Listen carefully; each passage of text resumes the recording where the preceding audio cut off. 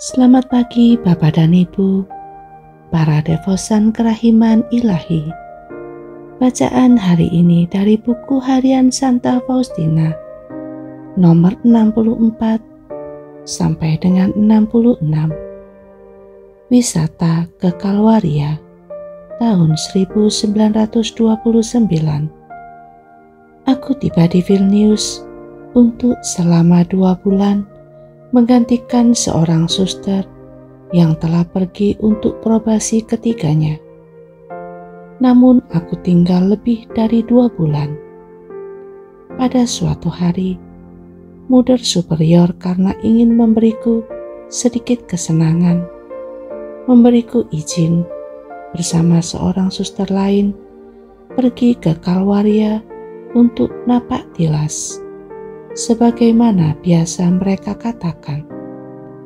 Saya sangat bersuka cita, meskipun perjalanan itu tidak terlalu jauh. Mother Superior menghendaki agar kami pergi dengan kapal sungai. Petang itu Yesus berkata kepadaku, "Aku menghendaki engkau tinggal di rumah."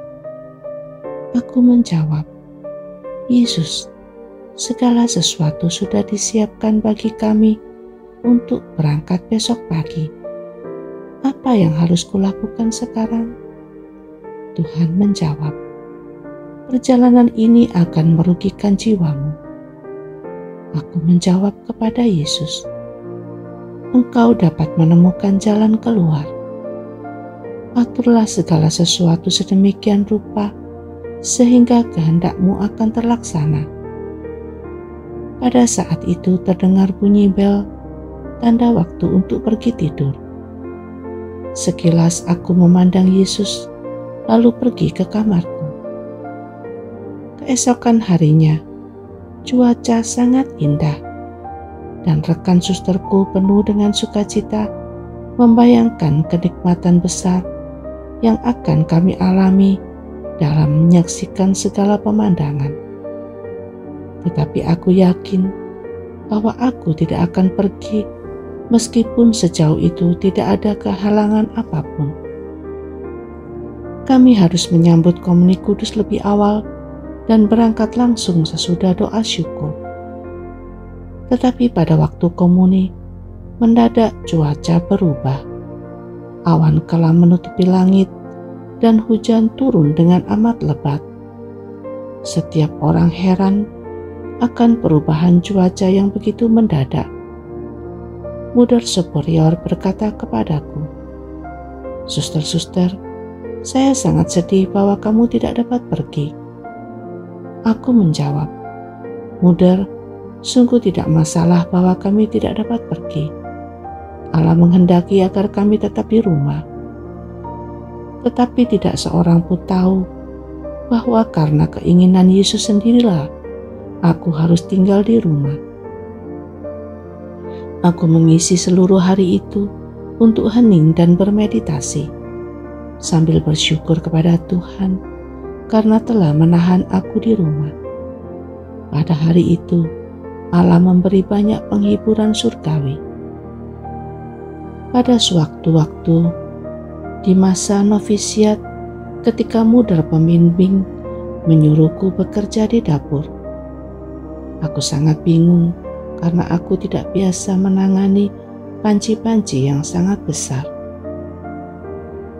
Tugas paling sulit bagiku adalah menuang air dari panci berisi kentang.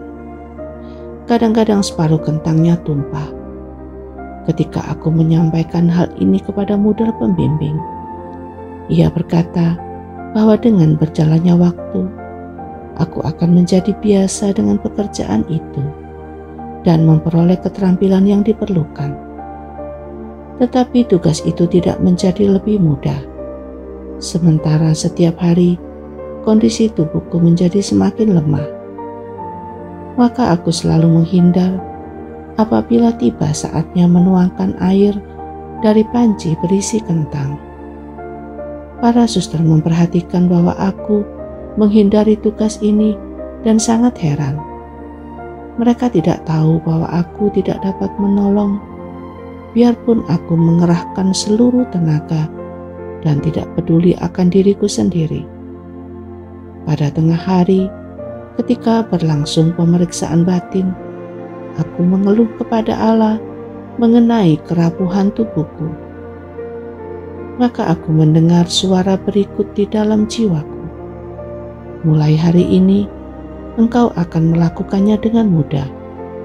Aku akan menguatkan engkau.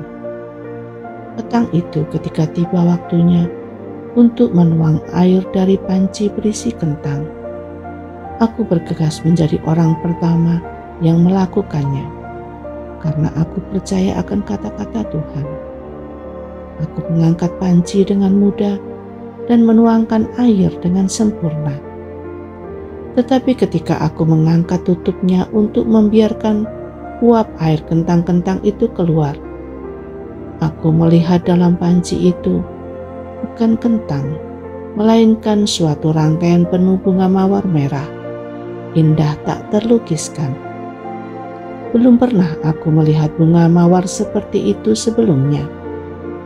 Karena sangat heran dan tak mampu memahami makna semua ini, aku mendengar suara dalam hatiku yang berkata, "Aku mengubah pekerjaan yang sedemikian berat bagimu menjadi buket-buket bunga yang amat indah, dan keharumannya naik ke tahtaku."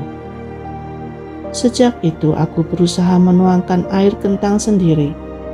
Tidak hanya selama pekan aku mendapat giliran memasak, tetapi juga untuk menggantikan suster-suster lain kalau tiba giliran mereka.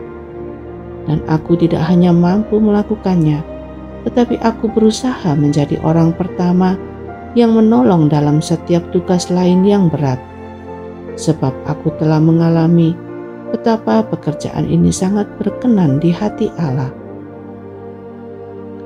Oh harta yang tak kunjung habis, yakni kemurnian yang mendasari setiap intensi, yang membuat semua perbuatan menjadi sempurna dan berkenan di hati Allah. Oh Yesus, Engkau tahu betapa rapuhlah aku, maka tinggallah selalu bersamaku. Bimbinglah tingkah lakuku dan seluruh jalan hidupku. Engkau ya guruku yang paling baik. Yesus, aku sungguh ketakutan karena aku sadar akan kekuranganku. Tetapi serentak hatiku menjadi tenang karena kerahiman-Mu yang tak terhingga, yang melampaui kekuranganku. Seperti kebakaan melampaui segala kefanaan. Keterbukaan jiwa ini memenuhi hatiku dengan kekuatan-Mu. Oh sukacita yang mengalir dari pengenalan akan diri sendiri. Oh kebenaran yang tidak berubah, Engkau bertahan selama-lamanya. Yesus, Engkau andalanku.